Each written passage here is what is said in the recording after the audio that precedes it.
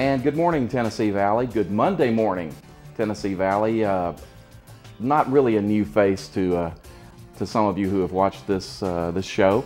My name is Allen Mincey, and I am your host, first-time host of the show, Monday morning show, Tennessee Valley this morning.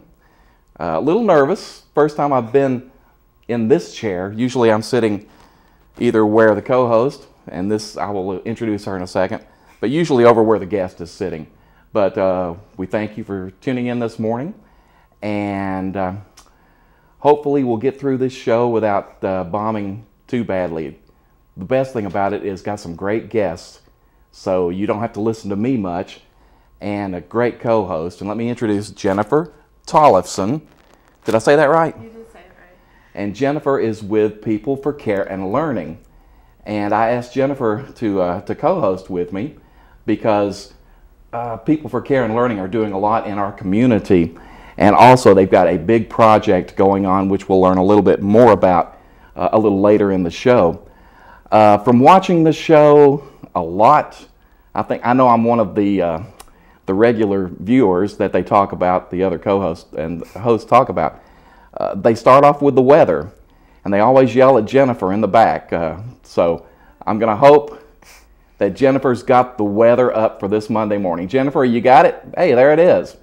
Unfortunately, my eyesight is not as good as most of the other hosts, but looks like today we could have a few showers, a high of 58. Jennifer, if I get this wrong, let me know. 58 degrees. Tomorrow, partly cloudy on Tuesday, and then Wednesday, mostly cloudy. Gee, I don't know if that's the real weather forecast or if she's just put up what it's been for the last weeks and months for that matter. But hopefully the rain where you are at is lessening, if there is rain where you're at. And if not, you might expect a little, be prepared for it. But it looks like it's going to be a decent day, good temperatures. Last Thursday, Jennifer, the groundhog saw his shadow, which says 6 more weeks of winter, and I'm still trying to figure out when we had weeks of winter before that. Say, if this is winter, I'm good with 6 more weeks. Oh yeah, and you were here last year, I guess, when we had the snow in January. Not around though in '93. I was not around in when 93. We had the big blizzard. So you don't know snow until you've been in Cleveland from the blizzard. But we hope that you're having a good day so far.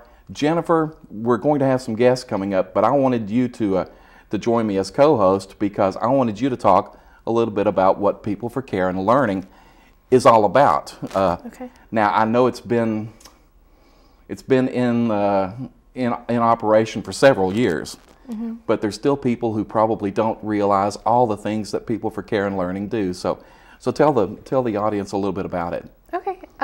People for Care and Learning was started in 1999, actually. So we've been in existence for a really long time, longer than I've known it's been around. I've been working there about 5 years now. And we're a nonprofit organization that's based here in Cleveland, Tennessee. And what we do is we bring hope to communities around the world. The main area that we work in is Southeast Asia at this point. We've been working in Cambodia specifically since 99-2000. And there in Cambodia we have several orphanages, we have schools, clean water programs, feeding programs. We've just started actually an associate's degree program for students who could not afford to go to college otherwise. And so they get fully scholarshiped and are able to study in Phnom Penh and get an English degree or a business degree that will enable them to have a life better than their families had before. We also do a lot of leadership training there and in other areas of Southeast Asia, and there's just lots of humanitarian outreaches that we're a part of. Fantastic. Why was Cambodia selected? Do you know? No, I know that we were created to go into Southeast Asia because Southeast Asia is traditionally an area of the world that doesn't receive a lot of humanitarian aid or donor dollars. Actually, less than 10% of international donations that are made go to that area of the world. So it was one of the poorest areas of the world and one of the areas where no one was doing a lot. A lot of those countries too are closed to outsiders. When you get into Laos and Myanmar, Burma, those kind of countries, they're closed. And so it's a very difficult area of the world to work in. So we kind of went in and started, I mean, I wasn't there when this started, but just started applying in different countries and seeing what was the easiest, and the doors opened the fastest in Cambodia. But at this point, we also have outreaches in Thailand. We're getting registered in Laos right now, and we have a few small things in Vietnam and Sri Lanka. Have you had a chance to visit these areas? I have been most of them. I'm going to Sri Lanka for the first time in April. I haven't been there yet, but Cambodia I've actually been to 10 times now. Wow. So every summer, one of my trips that I lead every year is we do a youth camp for up to, the most I've ever had was 300 Cambodian young people come in, and I bring teams from here, usually Lee students or high school students, and we had a big team from the First Baptist Church here go over this past summer, about 20 of them. And so we go over and host a camp for Cambodian young people over there. So. Okay. Now, of course, we can't talk about People for Care and Learning without talking about Dr. Garman. Yes, that's my boss. That's, of course, yeah, we have to talk about her boss, you know. Hey, Matt Ryerson, you know, he's my boss, so I have to say that. But Dr. Garman has a heart for helping people, so absolutely. I know this is something that he's really been, well, since 1999, been so involved in. Yeah, he's actually been the director. He's been with the organization slightly longer than me, but he's been the director for 5 years. He took over from Bob Pace. I don't know if you know him, but he was the one who actually started the organization. But since Fred took over in that year, one of his focuses was the fact that we were in Cleveland, but no one knew we were here. Mm-hmm. So we were doing this stuff all over the world, but nobody knew that it was in Cleveland, knew who People for Care and Learning was. And so that became one of his main focuses. And he kind of penned the line from Southeast Tennessee to Southeast Asia, making an impact. And so through that, we've been able to be doing more things to serve our local community as well. Including getting involved with the Community Action Network, right. with trainings, helping set up trainings for other nonprofit leaders.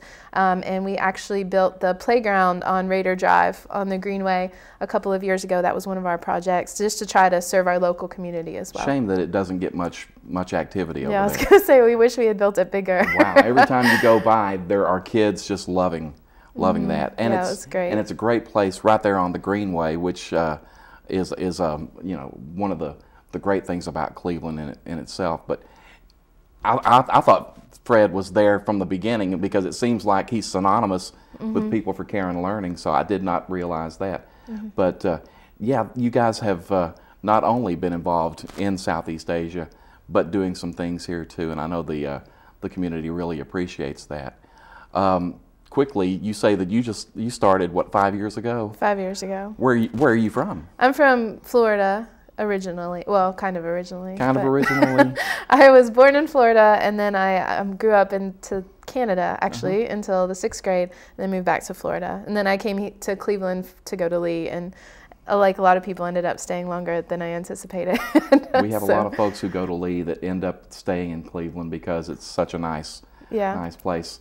And Jennifer, I'm not going to say anything about her getting out of Canada. I'll leave that to the Matts to kid you about Canada. Yeah, I usually keep that a secret. Right. So. Well, oh no. We love the folks in Canada as well. Well, I know that there is a special project that People for Care and Learning is involved in right now. Yes. And actually, this is Monday morning, and just a few hours ago, mm-hmm. something kicked off that I'm not going to let you talk about it. Okay. We're going to have somebody come in and talk a little bit more about Build a City. Yes. So we have Laura Simpson. Yes. To come in and talk about that. So we're going to take a break right now. Word from our commercial sponsors. Come back with Laura from People for Care and Learning to talk about the Build a City project that's going on as we speak over in Cambodia, I believe. Yes. So we'll be right back.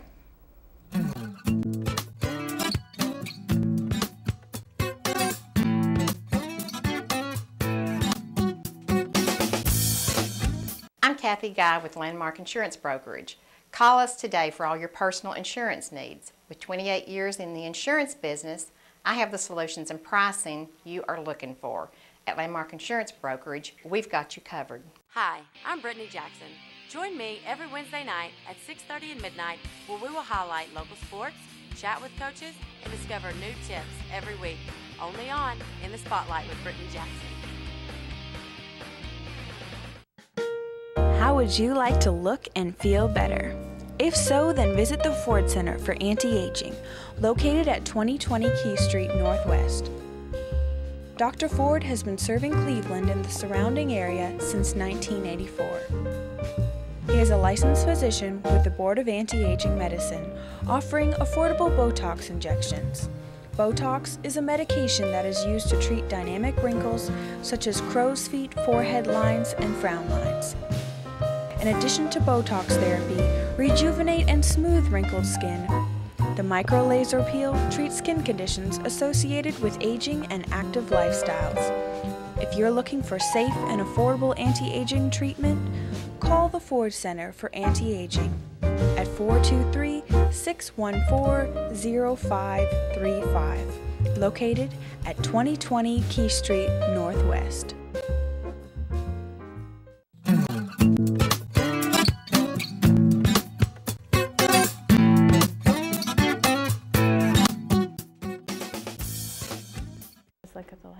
And we're back on Tennessee Valley this morning. Beautiful Monday morning. We hope it's beautiful where you are. You may have noticed that we haven't said anything about the Super Bowl, and the reason why is we understand some people, it's sort of like, Jennifer, going to a movie and planning on going to see a movie, and somebody ruins tells you the ending, right, and it ruins it for you. So we know there's some people who have not had a chance to see the Super Bowl. They may have taped it. I was going to say devoed it. That's not right. It's TiVo. Sorry, I'm showing my age, obviously. Band, isn't it? But so we won't say anything. The only thing we will say, we have two comments on that. First, we know the Dolphins did not win, and we also know that the winner of the game has "new" in their name. So you can figure that out. But that's all we're going to tell you. And that's my joke, and it bombed pretty badly. Maybe it's good we don't have an audience. They could all be laughing at home. They could be, but we suspect that they're not. Okay, right now we have Laura Simpson. I keep wanting to call you Laura something else, but Laura Simpson with People for Care and Learning. And your exact title, Jennifer, I didn't ask your exact title. I'm the Director of Finance and Administration. Whoa, that sounds important. It does, doesn't it? Yeah. Now, Laura, especially for those... I wrote it myself. Okay. Yeah. That works. And Laura, your title? I'm the Project Assistant for Build a City. And Build a City, and that's what we're here to learn about and for you to talk about. Build a City. I'll tell you, I've been involved with some of the projects that we've got going on in town, from the tornado survivors of building houses. Yeah. And seeing how much it takes to put up a new house and everything like that. And it takes a lot to do that. Right. You guys are doing a lot more than that over in Cambodia. Build a City. Tell us a little bit about what that is. Well, we just decided to do it all at once. We're building an entire city near Phnom Penh, Cambodia, in a village called Andong. And why we're doing this is to kind of attack all the issues that are happening in poverty in a third world all at once. We're doing it holistically, and we just realized through all the other efforts that we do in Cambodia that the only way to really get them all at once is just to start over and to build an entire city, and that's what we're doing. We're starting over. We're doing infrastructure, roads, plumbing, everything, building a school, building 1,500 homes for over 6,000 people. Wow. Yeah. And who came up with this idea? Dr. Garman just was over there one time, and we've been involved with what was called the Poverty Reduction Plan, and we've been building homes in this village, and he just kind of had this dream about this city and how much better this village could be, and he came into the office and said he wanted to build a city, and got a lot of people on his bandwagon. So. Now, much like Jennifer, I'm sure you've been over to Southeast Asia as well. Yes. As a matter of fact, I think I've heard you talk to some high school students about your visit over there, and it's hard for some of us to put in perspective what it's like over there. What did you see when you visited? What really impacted you the most? I think the people impact you the most. I didn't really know what to expect. I'd never been to Asia before, but they just have so much joy, and they live in such dire circumstances, but they're so happy and such a loving people, and they're always smiling, and they are just so, they have such an energy about them that I just didn't expect. And it kind of captivates your heart in a way that you don't really know how to explain other than being there. It's this whole new environment. Now, I was kidding you when you came in, saying, you know, you're on Tennessee Valley this morning, so you've reached the pinnacle of television as we know it. But actually, you and a couple of your friends were featured on one of the stations in Chattanooga last week. Yeah. Was it Miles, maybe? We had Eric and Taylor from the Whiteboard Network who did our PR campaign for Build a City. But and so it may have been in a video that you guys have where I remember someone saying just the kids, when they see you, they just rush up to you, and you know, it's almost like a mob scene because they're so excited to see someone coming into their environment, into their village. Right, especially in these poorer villages, they've never seen, you know, an American, they've never seen kind of white people before, so they're just so excited to see someone new and to meet new people and to, you know, touch your skin and your hair and feel the differences, and then hear you attempt to say words in Khmer, and you know, and they try and speak English to you, and it's just this really fun interaction you have, and they'll follow you everywhere you go around the village, or they'll chase your van out of town, and they just really want to see what you're all about and why are you here, why are you in the middle of my village. You need to be careful what you say because you just mentioned that you know a foreign language. Can you say anything in that language? In Khmer? Yeah. Not really. No, okay. Well, Jennifer? A little Jennifer bit. knows a little bit. I can ask for the bill. Well, finance and administration, of course. Well, say it. How would you say it? Som Kit Louie. Som Kit Louie? Yeah. It directly translates to let's talk about money. Oh, okay. So and that's how you ask for the bill. Okay, well, that's... And Sok Sabai is how you say hello. And they always bow with their hands like this. Even the Ronald McDonald's at, like, in Bangkok and things like that, the McDonald man outside will have his hands like this, bowing when you walk in. That's great. It's uniquely Asian. The Build a City project, you know, it's been in the planning stages for so long, and my understanding is you are trying to raise some money to get this project completed. That you have a donation of $1 million? We have a matching grant that's been given to us for up to $1 million. So if Build a City, if we raise $1 million, they'll match us up to $1 million. And it's just above a $2 million project. So it would be awesome if we could raise the $1 million, then we already have the other half. But we have to get that $1 million. And how we're doing that is we're asking for $1,000. $1,000 builds a home, and that's kind of how we're promoting a home for an entire family.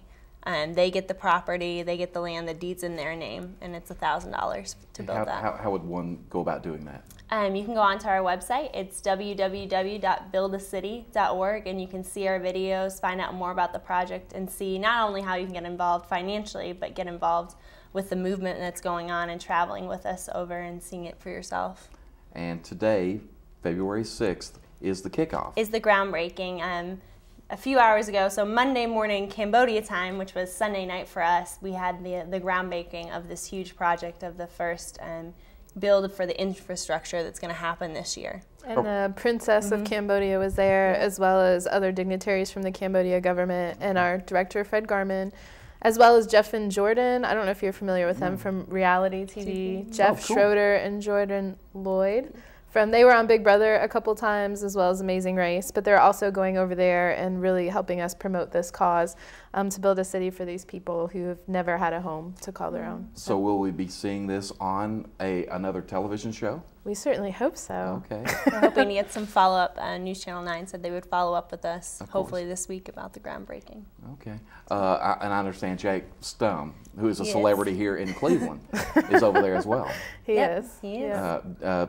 Will we be seeing any blogs or updates or anything on the website of what's going on? Absolutely. If you follow us on the web or Twitter and Facebook, all of those, you'll be seeing constant updates this week about the groundbreaking, about the next steps we're doing in the build, where we're at with the project financially, and just kind of the summary of what's happening, probably week by week or month to month, as we continue this project. Now, this is not a project that's going to be finished in a couple of weeks. No, it's a 2 to 3 year project. Okay.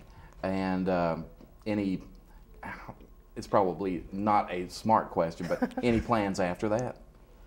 We're talking about it. We'll see. We want to kind of accomplish this model of Build a City and build this brand of Build a City and see what we can learn from attacking the causes of poverty holistically, and we're hoping to do a build a city somewhere else in the future. We think that this model is pretty sustainable and repeatable, not only in Cambodia but all over the world. So we're hoping to take build a city somewhere else. Because when you think about building a city, $2 million really isn't that much money. I mean, to build an entire Sounds like a lot city. of money to me. I mean, it's a lot of money, but when you consider like what we would pay for a football stadium here, or sure, you're right. you know, something like that, or even a house. I mean, there's $1 million homes here, and we're talking about building an entire city for $2 million. It's something that, for a relatively small amount of money, could have a dramatic impact on, I mean, 15 to 1,800 families. I mean, you're talking thousands and thousands of people that you can make an impact on for $2 million. You say it's a 2 to 3 year project. Yeah. Do either or both of you plan on going over as the project is in its stages of completion? Absolutely. Okay. You'll be sure to let us know. Yeah, So you definitely. can come back on the show, and she mentioned that you can go to the website to make donations as well. You guys have a brand new website. We do have And all I've heard is just glowing comments about it, and also you guys are really excited about it too. Absolutely. We're really proud of it. Whiteboard, actually, which is a company in Chattanooga, they're the ones who designed it for us, and we've been thrilled with Yeah. it. It's awesome. Great. Okay. What else would you like to say about the build a city, you know? Well, we would just love for people to check it out, to get involved, to go on the web, and to join us in this effort. Lots of people are doing different things, from creating T-shirts to getting campus involvement. So you don't have to just give financially. You can do something in your community to help build a city, as well as go with us. We offer 3 to 5 trips a year, and you can find out about those at peopleforcare.org. And we'd love to take you, because once you see it, I don't think you're going to be able to get it out of your mind. So. And I asked Jennifer how she ended up in Cleveland. How did you end up in Cleveland? Lee University. You know, I see, all I see is Lee University. We have some other folks over on the side here from Lee University, but where are you from originally? I'm actually originally from Scotland, not that you can tell from my voice, but I grew up there for a good portion of my life, and then my family immigrated to Rhode Island, which is where I grew up, and then just randomly found Lee University and decided to go there, and that's how I got in touch with PCL. So it's really just been a blessing how that's worked out in my life. And you've been with PCL how long? 2 years, including my internship there, but 1.5 years as full-time staff. Okay.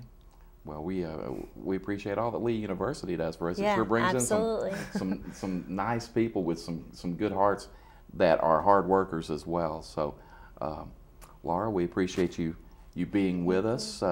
Not sure how our show is going to pan out, but I know that there is the video on your website that you can go, and I've watched it, and it is it's fascinating to see the work that has been going on to plan this, because you're seeing some of the sites of this area that will break your heart, and it's great. So we who knows, depending on time, we may have time to show the video. How long is the video? We have 3 different versions of the video. The short version is about 1.5 minutes, but the long version that really captures the entirety of the project is just under 5 minutes. Okay.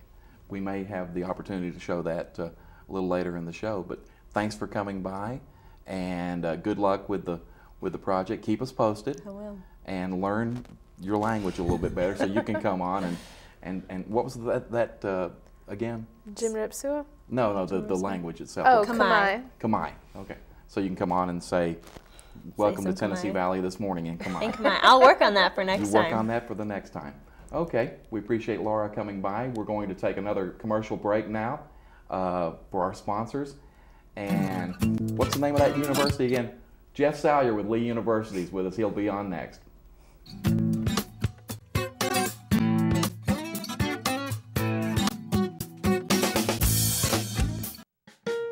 How would you like to look and feel better? If so, then visit the Ford Center for Anti-Aging, located at 2020 Key Street Northwest. Dr. Ford has been serving Cleveland and the surrounding area since 1984.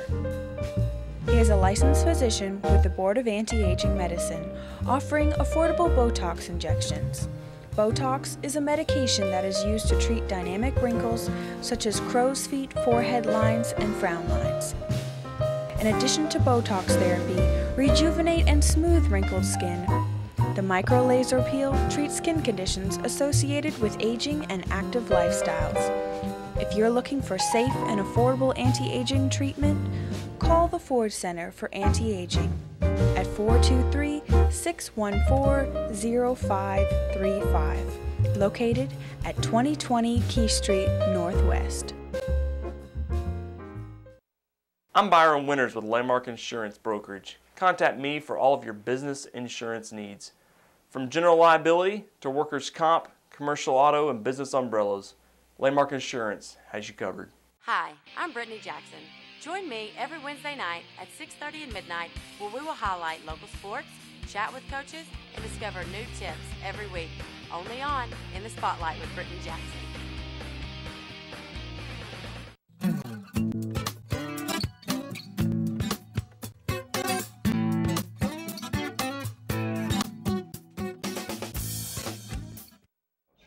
No, how many more people you got coming on? Well, the Osmonds, I've got the Osmonds coming. The camera's Hey, on. we're back on, we're back on. Live television is great, and when you do it on a Monday morning, it's really fun. I tell you, I was talking with Joe Palo, so we'll blame all of the problems on Joe, and that's fine because Kim does that on Wednesdays, and actually all the other hosts throughout the week blame everything on Joe Palo. So, see, I've already learned how to be a host. Just blame it on Joe. But welcome back to Tennessee Valley this morning. I'm feeling a little bit more comfortable. How about you, Jennifer? I think so. This isn't the I'm hardest getting thing in the world to do. It's not too bad. But sometimes it is, depending on the guests that you have.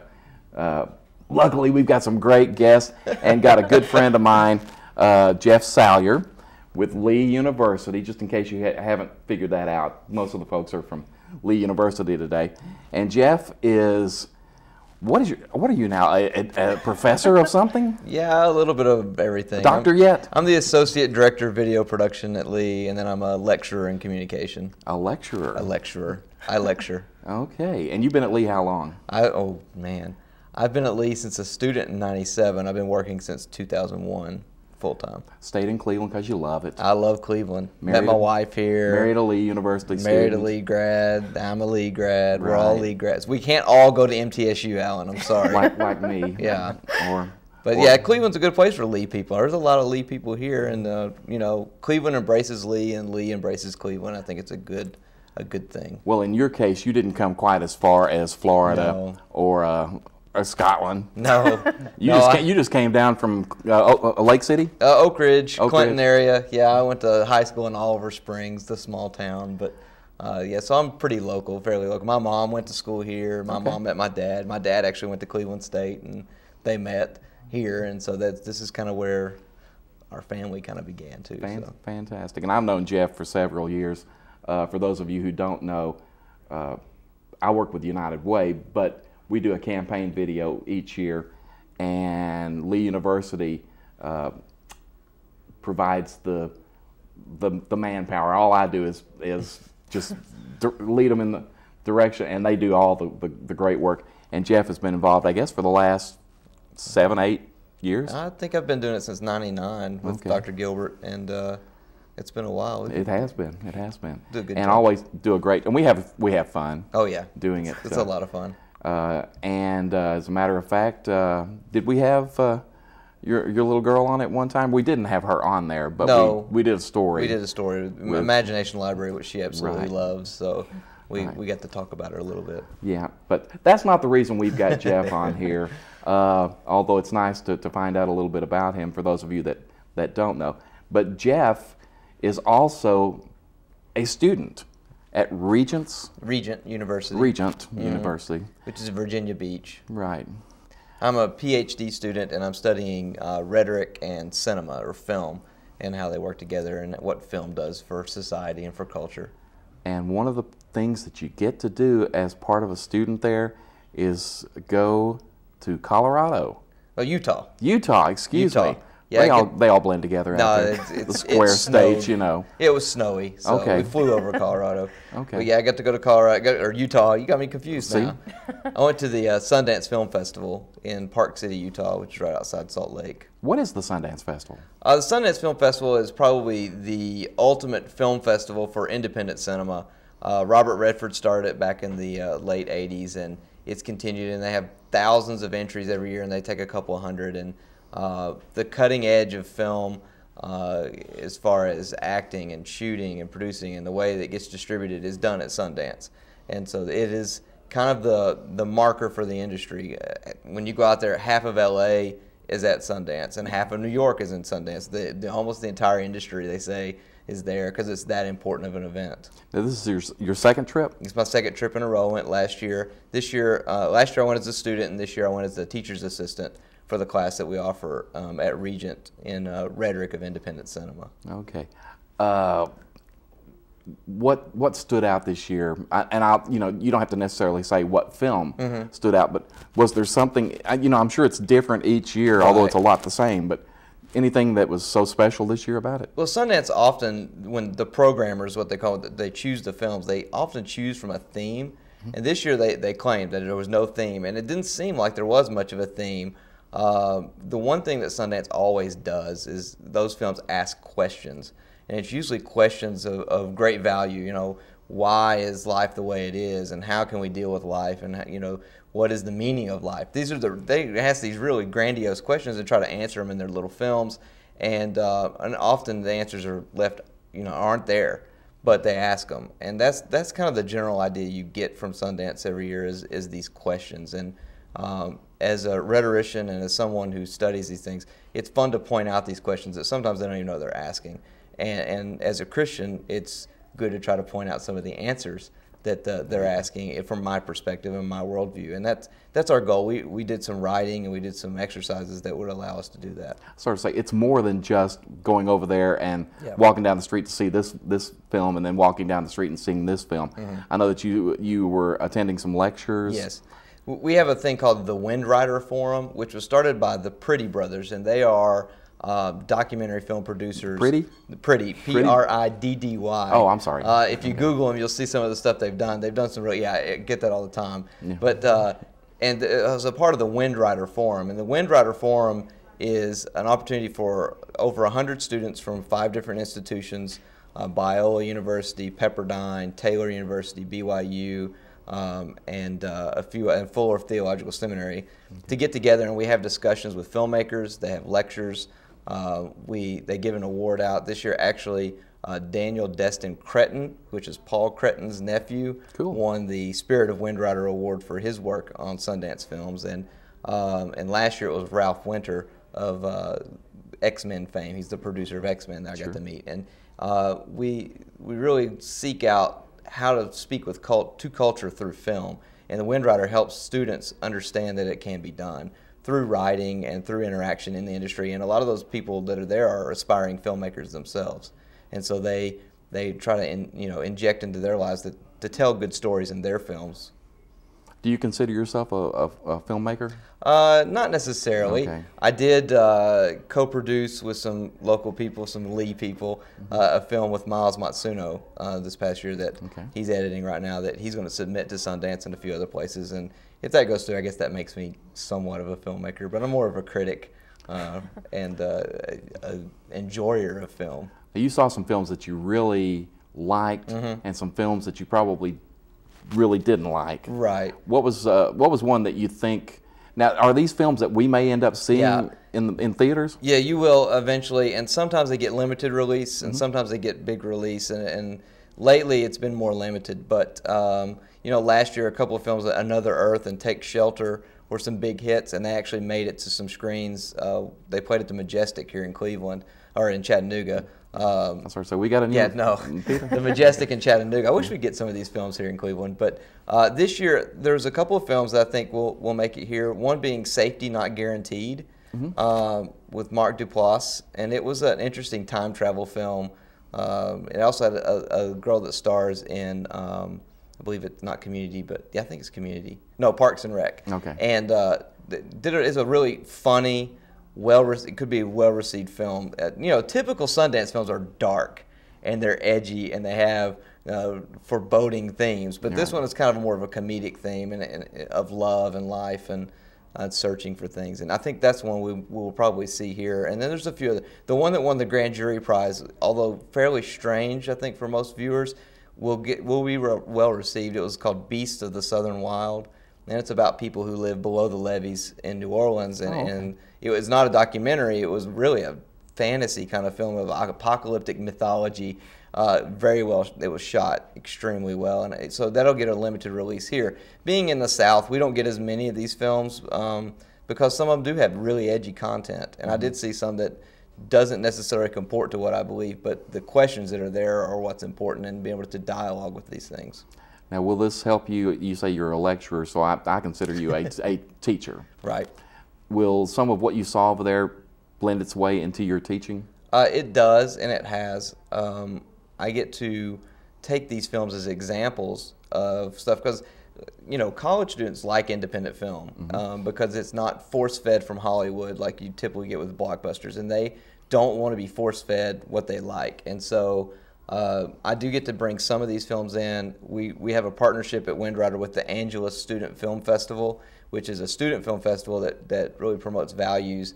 And they give me a disc of their short films. And last year, they had a film get nominated for an Oscar by Luke Matheny, and it actually won the Oscar from that film, and I met Luke. And then this year, they had another film get nominated for an Oscar that we were able to screen that I'll probably bring into the classroom as well. And it's the ability to discuss these independent films, and for my filmmaker students, the ones that are aspiring filmmakers, it gives them something, it gives them a mark to strive towards.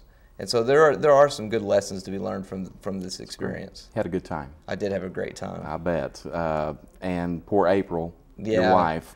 Yeah, she was here with both kids. Yeah, they missed you. They did. They did. But you know, a man's got to do what a man's got to do. Well, Sundance only comes around once a year, and she understands that when I get to go, and this time I got to teach some. That's good. And it was very beneficial for me, and she understands my passion for film. And so we try to weigh it out between film and basketball, which one wins out. And this time of year is just not good for her. Yeah. But I try to make it up to her in the summertime and the fall. That's good. One thing I will mention, and knowing you, I know that you have been involved in, I don't know if it's something that you teach, because I know you teach a lot of the classics. You bring in the classic movies and let the students watch them, and then I guess they critique them and learn from those. But this may be the project that you were doing with Regent, and that is boxing films. What was that again?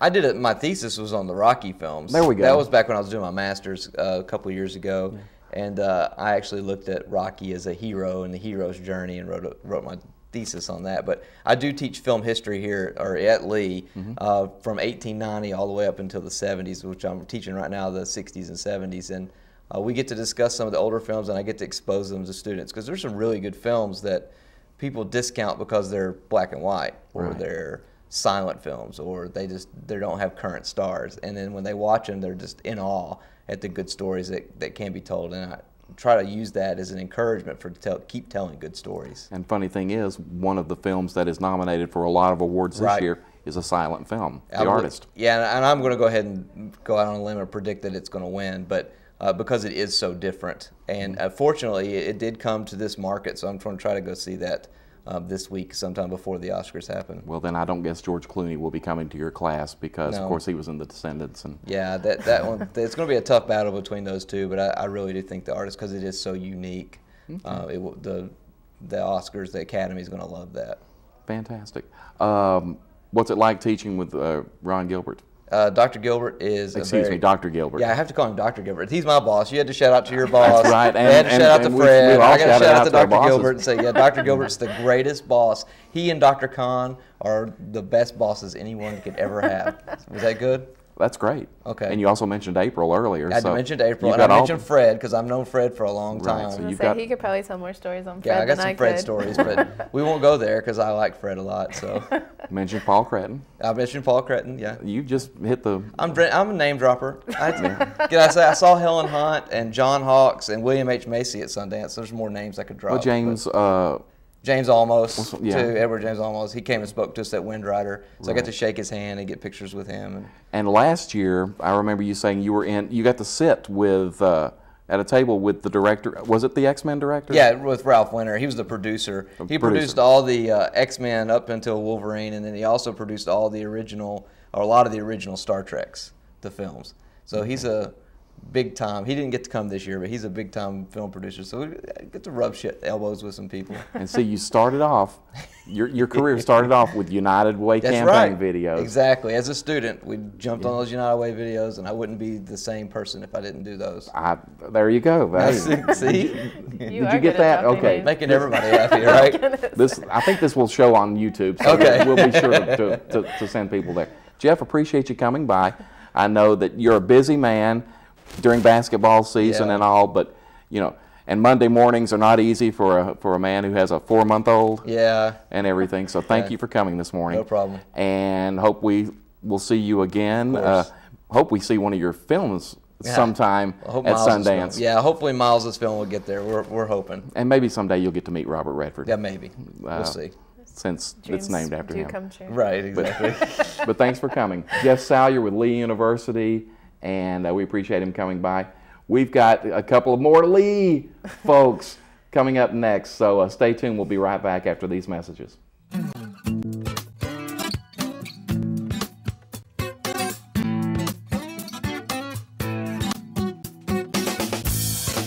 Hi, I'm Brittany Jackson. Join me every Wednesday night at 6:30 and midnight, where we will highlight local sports, chat with coaches, and discover new tips every week. Only on In the Spotlight with Brittany Jackson.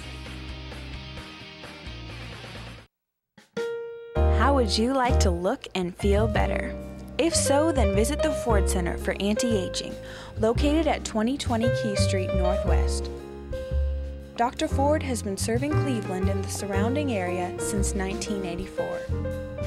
He is a licensed physician with the Board of Anti-Aging Medicine, offering affordable Botox injections.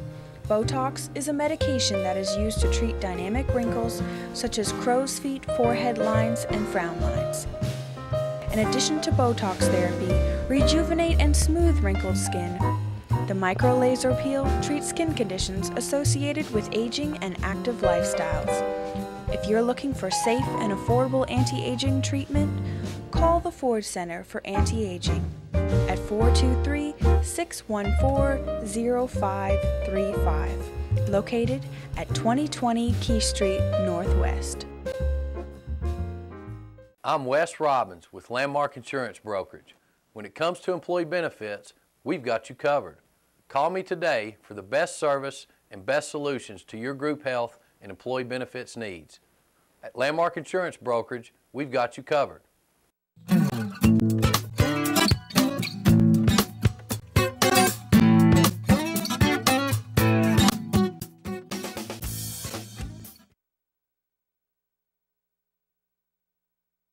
Hello. Ah, there we are. I don't even know if you can see my hand. I can't see it, so I'll wait with this hand. Good morning once again, Tennessee Valley this morning on a Monday morning. Hope you're having a good morning so far. Seems like this has been the Lee University show while we're here at Cleveland State. So I want a shout out to Cleveland State because I'm a graduate of Cleveland State from 19 or whatever that year was, and we appreciate them for all they do in our community as well. But we've had Jennifer Tollefson and Laura Simpson and Jeff Salyer all from Lee University, former graduates, and now we have a couple of Lee University students. Yes. We have Ivy Lawrence and Desi Cologne. Did I say that right? You did. And they are, I'm trying to think, are you both seniors or? I'm a junior. You're a junior and you're a senior. Mm-hmm. And boy, when we talk about Jeff earlier, that he's not from that far away. We've had so many folks from far away. Desi, you're from where? I'm from Cleveland. That's what I thought. So you're right this here. is this, and then went to Lee University. And Ivy, you are from? I'm from Charlotte, North Carolina. So you're not too far away. Yeah, It's not like 6 Scotland hours. or anything Yeah, like that. Nothing crazy. But the reason I've asked Ivy and Desi on is they are involved in a special project over at Lee University. It's called the Bateman Team, and I'm going to let them explain what that is. But I've been aware of the Bateman team because those of us that are in the Cleveland Media Association have sort of been involved with the Bateman team when Kevin Trowbridge and, of course, Patty Silverman have all been involved in it, and they're in our group.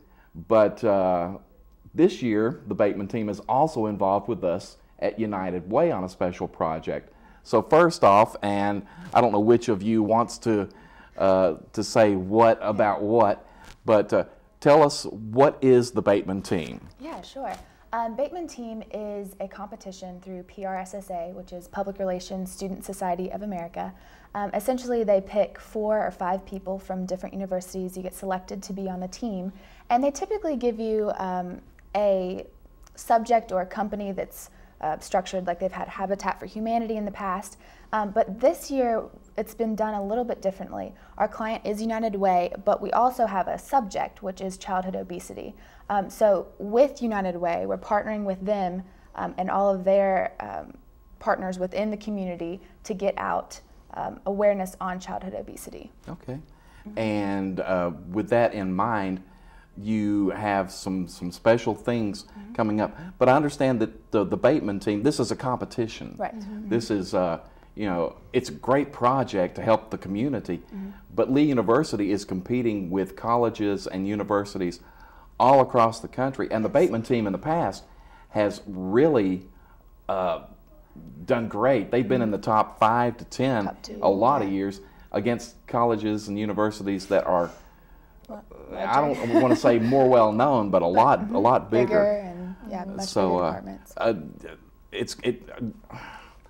It's got to be, you got to be good to get there. So you guys are really working hard on this. Yeah, and and I'll just say that really comes from our department. The PR department at Lee really is fantastic for the size of it.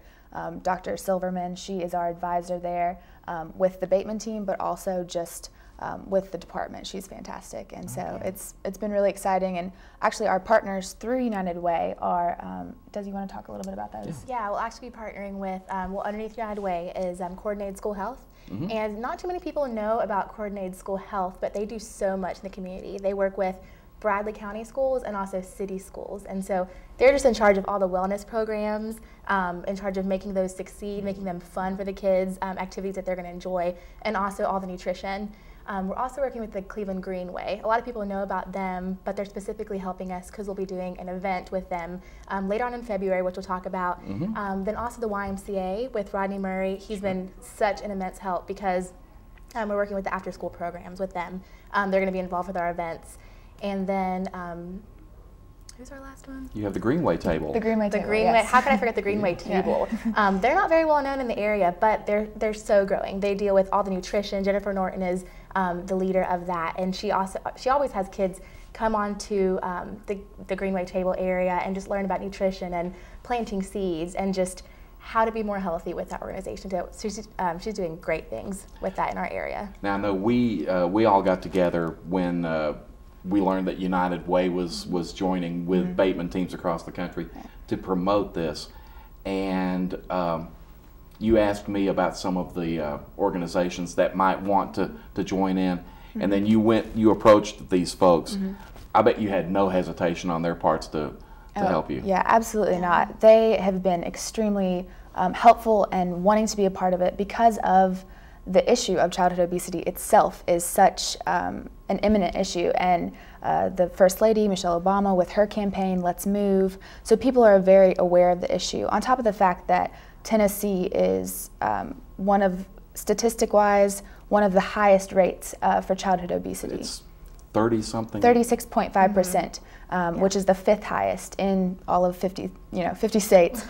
So it's a big concern, and it's something that people in the Cleveland and Chattanooga area have had absolutely no hesitation to jumping in there and really helping us. And because we want to connect. Not only do we want people to be aware of the issue, a lot of things that we've found in surveying people in the area is that people really aren't too aware of the great side effects that come from childhood obesity. Things like cancer. First of all, I really had no idea that was, coming into the campaign. that wasn't something I was very aware of. And, you know, surveying people found that they weren't aware of that. And when you tell parents that, you know, childhood obesity, and if your child is obese, that's something that they could suffer from, it makes them get a little bit more serious about the issue. So I can tell you from experience, childhood obesity leads to adult obesity. So if we can catch it early, that's a good thing. You mentioned a survey, so you did send out a survey to several folks in our community, and that was part of the Bateman team's process that you were going through. But then from that, and from talking with these partners that you're discussing, came up with some events. Yes. I know one which is not necessarily open to the public is something you're going to be doing over at the school. Yeah, we're actually doing several things on Lee's campus because technically the age, because it's childhood obesity, which is children, and adolescents, 2 to 19. So that really reaches that freshman target at Lee. So we're doing a couple different things. We're doing just some campaigns with facts, setting the record straight on facts with obesity in the cafeteria, as well as 2 different events through some of the clubs on campus. At their events, we'll be doing some, you know, trivia and quizzes and different stuff for freshmen to try and kind of get them more aware of the issue. And then maybe they will take that by the horns and go and pass that information along. Which is definitely what we hope for, because this campaign is only a month long, technically, you know. And so what we really hope to do is be able to give information that's sustainable, that people are going to be able to remember and are going to be able to do past, you know, February 29th this year. And then, Desi, I know February 18th we've got a special event going on. We do. It's going to be our Kids Fun Run. The after-school program with Rodney, a lot of those children will be participating in that. It's going to be a really kind of a short, fun run for them. And then after that, we'll also be talking about kids' Zumba lessons, planting seeds with the Greenway table. So a lot more activities with that. But we're working with Steve Hartline at Mix 104.1. He's helping us out so much by just advertising for that. So you can visit their website. They'll have just kind of more information on that, and also tune in to Mix 104.1 for more details. Speaking of website, you guys have a website, a Twitter page, a Facebook page. We have everything. Yes. Boy, we didn't have these type of ways of getting the word out when I was growing up or a student. But tell folks about how they can find out a little bit more about the project itself. Right. The campaign itself is Eat, Move, Grow United campaign, and the website is www.eatmovegrowunited.com. You can also find us on Facebook, Eat, Move, Grow United, as well as our Twitter name at Eat, Move, Grow. It's funny. And United, of course, you put the United in there because of the United Way. Right. Yeah. And now, once again, we've got the 18th, and of course the projects are going on, or over at Lee University. Right. When will you say it's a month-long campaign? It's a month-long. What do you hope to see from all of this at the end of the campaign? I think because you have to do a presentation, don't you, at the end? Another event that I haven't mentioned is we are also going to be having a couponing class with a group called Time to Save at the Y, because a big issue, of course, we're targeting the children, but we're targeting their parents, because their parents are the ones that take them to exercise, that buy their food. And so we really want to stress the importance of buying good food, and a lot of times people don't have that money, so we are doing that. I think the end of the campaign, we just hope to see, in talking to Rodney Murray, something that really struck me that he said is, you know, you can't just have a little fun run here, you can't throw some facts out on the internet. It really has to be about changing this culture. And so what we want to do is make people knowledgeable enough to where they remember it and to where they continue to act on it. And we really just want to kind of kickstart and activate that within some kids in the community. And I don't know if anything else you can think of? No, I think that pretty much sums it up, because we're not trying to just, make children not obese through this. It's teaching them how to live healthy lifestyles. Okay. So. And this, once again, is February 18th, 10 o'clock. Yes. And what part of the Greenway, where will it be held? It's the parking lot not too far from the Perkins area. I believe it's phase 2 of the Greenway, and you can find out exactly where that is on their website. And we'll be having registration on our website, eatmovegrowunited.com, here within the next couple of days. Okay.